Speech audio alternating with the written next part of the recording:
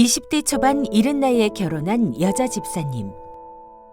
신혼 초 불신자인 남편이 군에 간 사이 여러 남자와 바람이 난 그녀는 남편의 외도와 가정 경제 파탄으로 하나님을 인격적으로 만나고 남편 구원을 위해 살아가고 있습니다.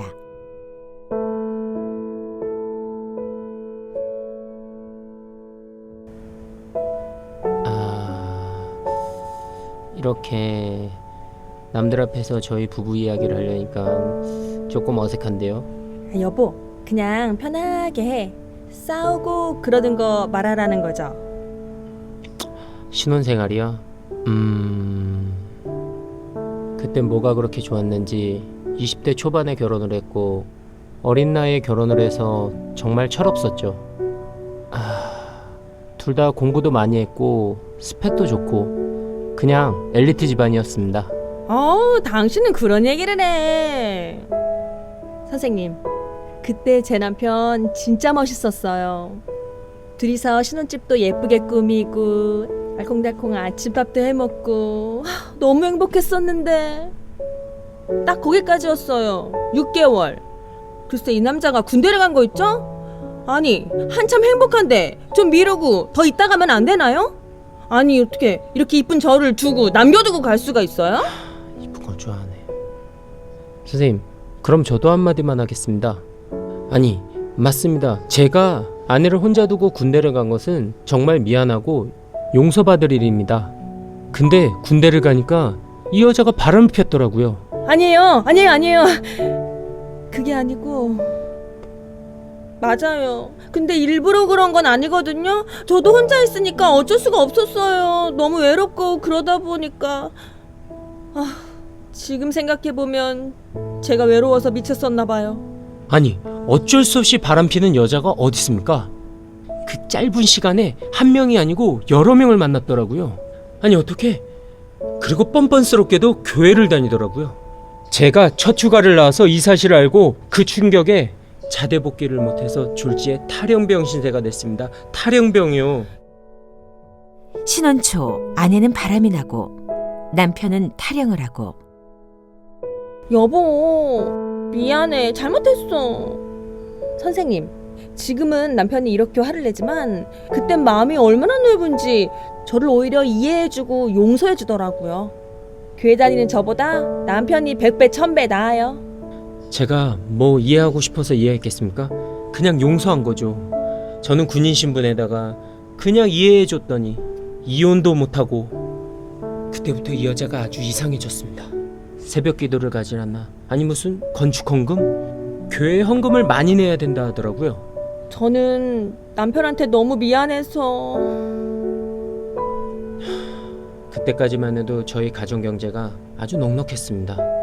아니 이 여자가 근데 도우미에다가 가정교사에 어린이집 선생님, 그렇게 건축 헌금을 내더니 심지어는 빚까지 져가지고 그때부터 저희 가정 경제가 파탄이 났습니다. 파탄이.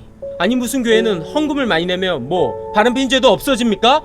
아니, 나는 당신이 다 이해해주고 용서해주니까 더 미안하고 죄책감도 들고 그리고 하나님한테 더 미안하고. 그녀는 상대를 사랑한 것도 아니면서 부적절한 관계를 가졌고 회개함도 없이 그저 내 열심으로 그 주온 글씨를 지우려고 종교 생활을 했습니다. 최근에는 저희가 정신과 상담을 받고 왔는데 의사 선생님이 이 여자한테 뭐라고 했는지 아십니까? 그냥 생각이 없이 산대요. 무개념이라는 거죠. 무개념이요. 근데 정말 갑자기 저한테 미안하다고 하더니 갑자기 이혼을 하자고 하더라고요. 아니 이 여자는 정말 생각이 없고 답이 없습니다. 맞아요. 전 입이 10개라도 할 말이 없어요. 정말 할 말 없는 인생 맞아요. 그치만 저도 뭐가 뭔지 잘 몰랐어요. 나름대로 열심히 살아보려고 한 건데, 그리고 진짜로 이혼할 마음은 아니었어. 아니 이혼할 생각이 없는데 왜 그런 말을 해? 나도 자기랑 사는 게 징글징글해.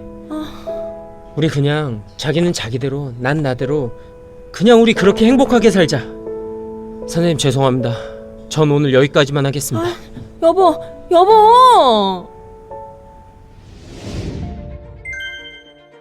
크리스천들도 여러 가지 다양한 상황과 이유로 세상적인 실수를 합니다. 그 결과 예측하기 힘든 일들이 생기고 하나님께 간절히 매달릴 수밖에 없는 상황이 되곤 합니다.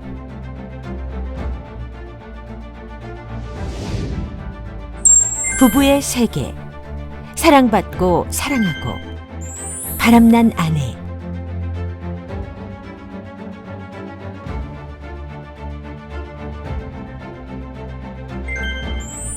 여러분은 여러 가지 다양한 상황과 이유로 세상적인 실수를 한 적은 없나요?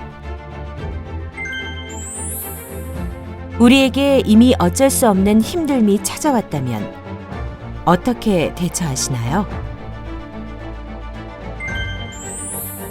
이 시간 우리들 교회의 사례를 보면서 올바른 성경적인 방법을 모색해 보겠습니다.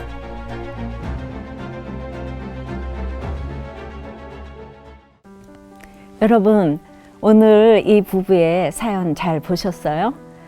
그런데 무언가 참 이상하지 않으세요? 한쪽은 열심히 교회 다니고 다른 한쪽은 예수도 안 믿고 교회도 안 다니는데 오히려 교회 다니는 사람이 사고를 치고 용서하고 수습하는 것은 믿음 없는 사람이 했습니다. 거꾸로 되어도 한참 거꾸로 된 것이에요.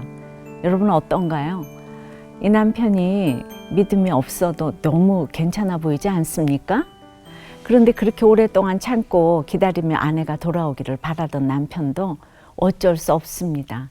아내 집사님의 표현에 의하면 내가 바람 피울 때보다 훨씬 더 오랫동안 징글징글하게 외도를 했다고 하지 않습니까?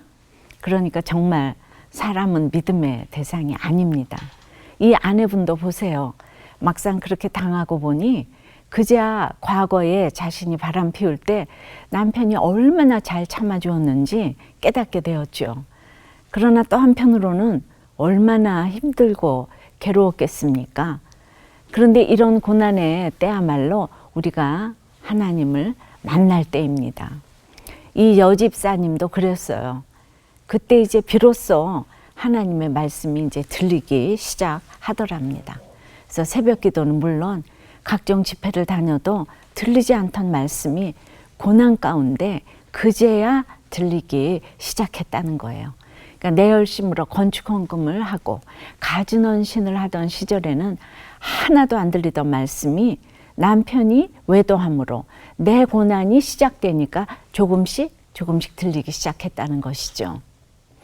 배우자가 바람을 피우고 집을 나가고 이혼하자고 이혼 소장을 들이밀어도 그래요. 말씀을 묵상하면서 내 배우자에게 문제가 있는 것이 아니라 사랑보다 욕심이 앞섰던 제가 죄인입니다 하고 고백하면 모두가 기이 여깁니다.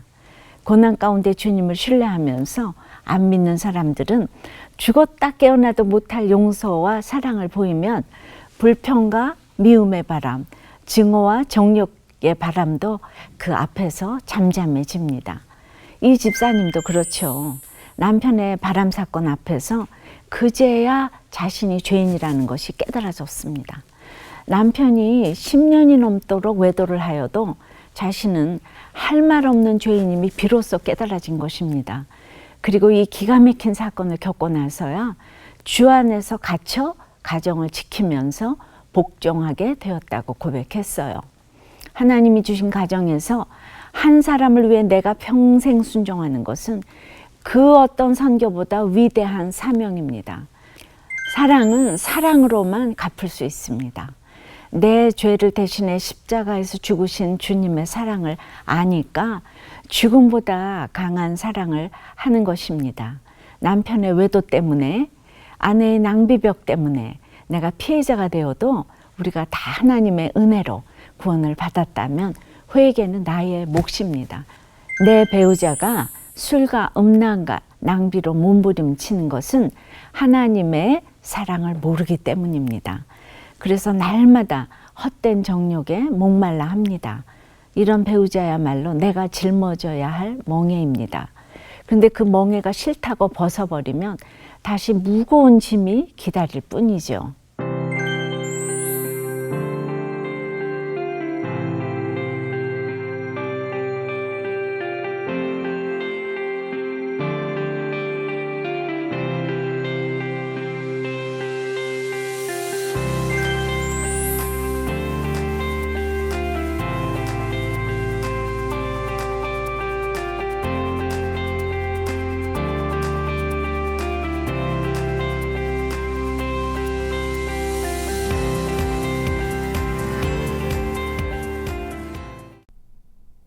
10년 후 여자 집사님은 다시 의사 앞에서 고백합니다.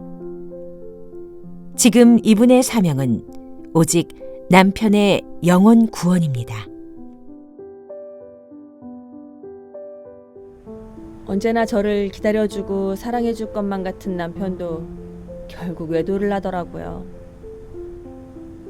나한테 상처받은 마음에 내가 미워서 그러는 거겠지. 잠깐 스쳐가던 바람이겠지 생각했는데 남편의 외도가 이렇게 길어질 거라고는 생각도 못했어요. 그렇게 저는 이 교회 저 교회 다니다가 결국 빚지고 원통하고 환난당하는 저 같은 사람이 많은 교회를 만나게 됐어요.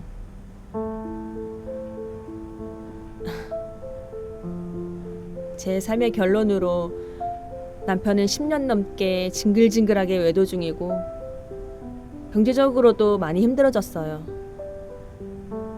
그리고 아픈 딸을 하루하루 돌보며 살아가고 있어요.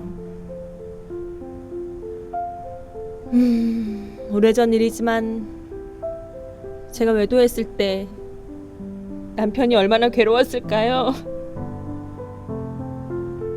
제 마음이 아파 보니까 남편 마음도 이해가 되고 그제서야 비로소 말씀이 들리더라고요.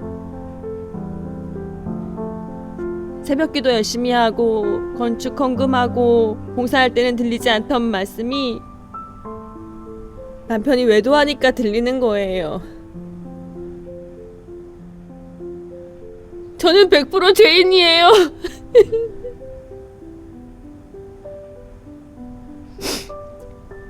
이제 제 사명은 오직 남편의 영혼 구원이에요.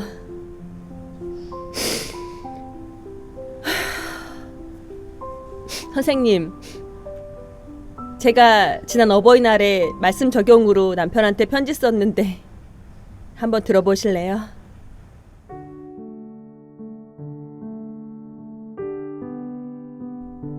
여보,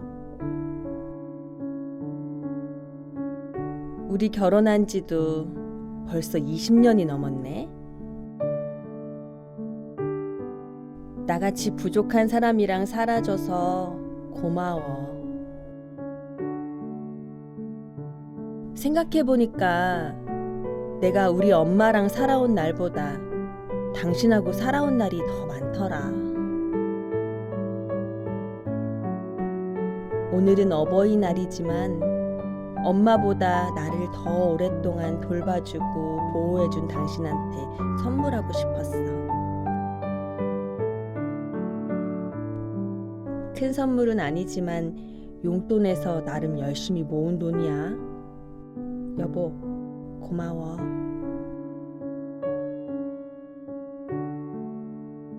오늘 이 부부의 세계 속의 아내 집사님의 사명은 이제는 오직 남편의 영혼 구원입니다. 비록 한때는 남편 몰래 바람을 피우기도 했지만 이제는 교회에서도 얼마나 헌신적인지 몰라요.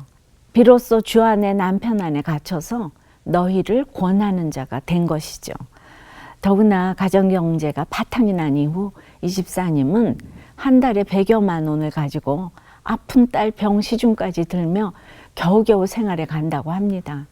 남편은 여전히 외도 중이고 집도 경매에 들어가기 직전입니다. 문자적으로도 갇혀서 살고 있지요. 그럼에도 보세요. 남편에게 10만 원을 선물로 주는 적용을 했잖아요. 그리고 그동안 불효했던 친정 어머니에게도 조금의 용돈을 드리고 있다고 하는데 친정 어머니가 시집간 딸이 돈 없어서 어렵게 사는 거 어찌 모르겠습니까? 그렇지 않습니까? 어렵게 사는 딸내에 무슨 돈이 있다고 부모 입장에서 그 돈을 받겠습니까? 게다가 이 친정 어머니도 과거에 딸이 지은 죄로 인해 사위 앞에서 늘 죄인처럼 살아왔는데 안 받겠다 하고 극구 사양했지만 기어코 이 집사님은 친정어머니에게 매달 용돈을 드리는 적용을 했습니다. 그랬더니 평강이 물밀듯 밀려왔다고 해요. 여러분 어떠세요? 날마다 무시하고 폭력을 일삼고 숨도 제대로 못 쉬게 굴다가 딴 여자와 눈이 맞았는지 아예 집을 나간 남편이 오늘 드디어 파산했다는 소식이 들린다면, 또 불치병에 걸렸다는 소식이 들린다면 여러분은 과연 어쩌겠습니까? 쌤통에다 천벌받았다, 고소해 죽겠네 하지 않겠습니까? 저는 그저 조건만 보고 가책도 없이 믿음 없는 사람과 결혼해서 한때 탄식할 수밖에 없는 인생을 살았어요. 그런데 제 남편은 장로 집안의 아들인데 바람도 안 피우고 사도 바울이 갖춘 육체의 조건에서 빠질 것이 없는 사람이었어요. 그런데 제가 교회 가는 것도 싫어하고 성경을 보는 것도 싫어하고 심지어 성경책을 찢은 일도 있었죠. 결혼 생활 13년 동안 제 기도 제목은 남편이 주님 믿고 거듭나는 것이었어요. 그러나 이 기도 제목에 무슨 문제가 있는 것도 아닌데 주님은 빨리 응답해 주지 않으셨죠. 근데 너무 오랫동안 응답을 안 해주시니까 어느 날부터는 성령님이 그런 저 때문에 막 이렇게 탄식하신다는 게 느껴졌어요. 그래서 남편을 위해 기도할수록 내 속에 이기심과 욕심, 교만이 보였어요. 남편의 구원보다 내 죄를 깨닫는 것이 우선이라는 게 뒤늦게 깨달아지니 제 입에서도 탄식이 절로 나왔죠. 그리고 오직 남편 한 사람의 구원을 위해 얼마나 말씀을 묵상하고 얼마나 그 사람을 이해하려고 노력하며 얼마나 낮아졌는지 몰라요. 무려 13년 동안 연구, 묵상, 임상을 하면서 그 한 사람을 전공하며 저 또한 완전하지는 못하여도 조금씩 성화를 이루어 갔습니다. 믿음으로 분별하고 절제하는 몸의 구속이 조금씩 이루어진 것이죠. 그러므로 오늘날 이렇게 오직 주의 일에만 매진할 수 있게 된 것입니다. 마태복음 19장 6절에 그런즉 이제 둘이 아니요 한 몸이니 그러므로 하나님이 짝지어 주신 것을 사람이 나누지 못할지니라 하시니 라고 하지요. 사람이 나누지 못할지니라, 여기에 강력한 하나님의 뜻이 있습니다. 나의 절반을 버리고 상대방의 절반으로 채우는 것이 아무리 힘들어도 하나님이 짝지어 주신 것은 사람이 나누지 못한다고 하시는 것이죠. 짝짓다라는 것이 무엇입니까? 성경에서는 같은 목표를 보면서 함께 멍에를 메고 무거운 짐을 지고 간다는 뜻이죠. 구약에서는 같은 종류의 짐승들에게만 같은 멍에를 메게 했어요. 그러니까 믿지 않는 자와 멍에를 함께 메지 말라는 고린도후서 6장 14절 말씀이 바로 여기에 근거하죠. 서로 가치관이 다르고 삶의 목표가 다른 둘이 함께 멍에를 메는 것은 불가능한 일이라는 것이에요. 그러니 불신 결혼을 하지 말라는 것이죠. 더러는 이런 핑계를 대기도 하죠. 결혼한 후에 교회 다니기로 약속했다. 안 믿는 시댁 식구들도 내가 전도하면 된다고 장담합니다. 그러나 그런 장담을 하고 결혼했다가 너무나 힘든 대가를 치르는 것을 저는 수도 없이 보아왔어요. 서로 다른 방향으로 가려는 소들이 같이 멍에를 메었다고 생각해 보세요. 각각의 방향으로 힘을 주고 치다르니 얼마나 고통스럽고 아프겠습니까? 그렇다면 이미 불신 결혼을 한 사람은 어쩌죠? 믿지 않는 배우자와의 멍에를 벗어버리고 믿는 사람을 찾아 나서야 하나요? 그럴 수는 없습니다. 불신 결혼으로 시작했지만 부부가 믿음과 사랑으로 한 몸이 되어 잘 살고 있는 경우도 얼마든지 있죠. 그러려면 먼저 믿은 배우자가 엄청 수고해야 합니다. 그야말로 십자가의 헌신과 섬김이 필요해요. 그런 각오와 결단이 없다면 불신 결혼은 아예 생각지도 말아야 합니다. 내가 죽겠다는 각오도 없이 나를 이렇게 사랑하는데 일주일에 한 번 교회 가는 걸 못 해주겠어? 라고 생각한다면 큰 오산입니다. 사랑하기 때문에 불신 결혼 한다고요? 하나님이 없는 사랑은 이기적이고 계산적일 수밖에 없습니다. 아무리 아름다운 이유로 합리화하려 해도 불신 결혼의 이면에는 결국 욕심이 자리 잡고 있다는 걸 인정해야 해요. 믿지 않는 자와 멍에를 함께 매지 말라는 말씀은 안 믿는 배우자를 버리라는 뜻이 아니에요. 안 믿는 배우자가 문제가 아니라 하나님을 믿는다고 하면서도 여전히 세상 가치관을 버리지 못하는 내가 문제인 것이죠. 상대방이 아니라 나의 믿음 없음을 보라는 말입니다.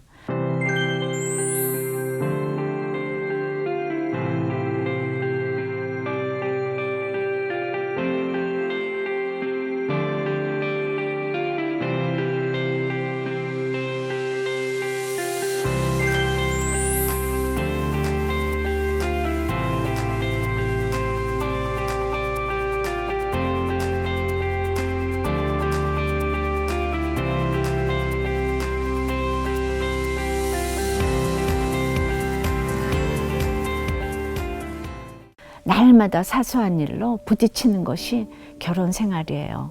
서로 다른 둘이 만나서 한 몸이 되려니까 날마다 눈만 뜨면 이혼할 이유가 수없이 쌓여가죠. 그럼에도 가장 중요한 진리는 하나님이 짝지어 주신 것을 사람이 나누지 못한다는 것이에요. 내 힘으로는 한 몸이 될 수 없지만 하나님께서 내 죄를 깨닫게 하시고 나를 비우심으로 상대방의 절반을 받아들이고 한 몸을 이룰 수 있는 것입니다. 어떤 경우에도 내 죄를 인정하고 십자가를 지겠다고 결단할 때 사람이 나누지 못할 온전한 한 몸을 이루게 됩니다.